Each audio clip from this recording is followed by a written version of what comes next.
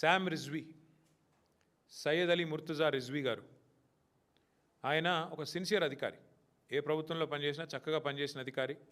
ఇంకా నాకు తెలిసి దాదాపు 10 ఏళ్ల సర్వీస్ ఉంది ఆయనకి. అడిషనల్ సెక్రటరీగా మొన్ననే అయినారు.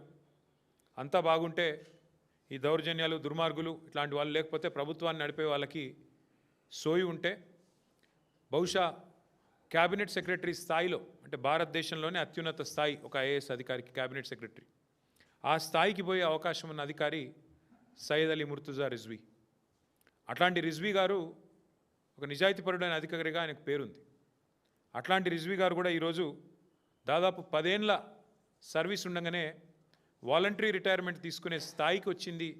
దౌర్జన్యాలు, దుర్మార్గాలు, అరాచకాలు అంటే ఎంత దరిద్రంగా ఈ ప్రభుత్వం నడుస్తున్నదో, ఎంత నికృష్టంగా ఈ ప్రభుత్వంలోని మంత్రులు, ముఖ్యమంత్రి యొక్క వైఖరి ఉందో దాన్ని బట్టే చెప్పొచ్చు.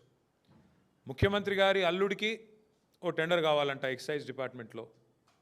మంత్రి గారి కొడుకేమో ఆయన కాకుండా ఇంకెవరికో ఇవ్వాలంట. సో ఇద్దరు పంచాయతీ అన్నమాట. ముఖ్యమంత్రి గారి అల్లుడు, మంత్రి గారి కొడుకు. 500 కోట్ల టెండర్ పంచాయతీ ఇది.